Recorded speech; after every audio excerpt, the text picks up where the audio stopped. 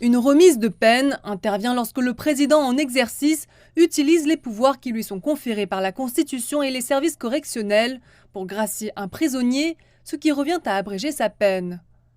L'ancien président Jacob Zuma, âgé de 81 ans, a été condamné en 2021 à 15 mois d'emprisonnement pour avoir défié une décision de justice qui lui a ordonné de témoigner dans le cadre d'une enquête portant sur la corruption de haut niveau soupçonnée au cours de ses 9 années au pouvoir, son mandat s'étant achevé en 2018. Son arrestation a déclenché des troubles généralisés dans les provinces du KwaZulu-Natal et de Gauteng, où des commerces ont été pillés et incendiés. Plus de 350 personnes avaient été tuées lors des arrestations.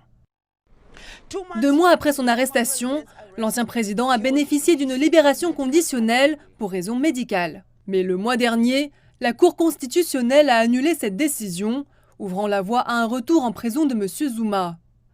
Celui-ci devrait néanmoins pouvoir bénéficier de la remise de peine pour délinquants non violents. La remise de peine est un aspect crucial de notre système judiciaire, conformément à l'article 84 de la Constitution. Toutefois, il est important de noter que certains délinquants, tels que ceux qui ont été condamnés pour des délits sexuels, pour avoir endommagé des infrastructures essentielles, pour avoir purgé des peines à perpétuité et pour avoir déclaré criminels dangereux, sont exclus de ce pouvoir discrétionnaire de la remise spéciale de peine. Le ministre Lamola explique que cette décision a été prise en raison de la surpopulation des services correctionnels. Il y a 212 286 détenus, dont 9 351 ressortissants étrangers, gérés par le département des services correctionnels à travers le pays, dans 243 centres correctionnels et 218 services communautaires. Malheureusement, le taux d'occupation actuel est de 143%, avec un taux de surpopulation de 43,06%. Une décision qui a été accueillie de manière mitigée par certains Sud-Africains. Je suis heureuse que Zuma ait été libéré de prison aujourd'hui, car lorsqu'il a été arrêté, le chaos régnait dans le pays et il y a eu des pillages.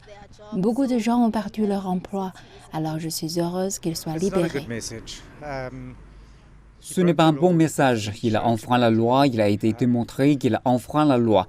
Qu'est-ce que cela dit à nos enfants? Nous devons leur inculquer des valeurs selon lesquelles si vous commettez un crime contre notre pays, et en tant que président, c'est le pire cas de tromperie qui soit. Dans ce pays, personne n'est au-dessus de la loi. Je pense qu'il aurait dû purger sa peine.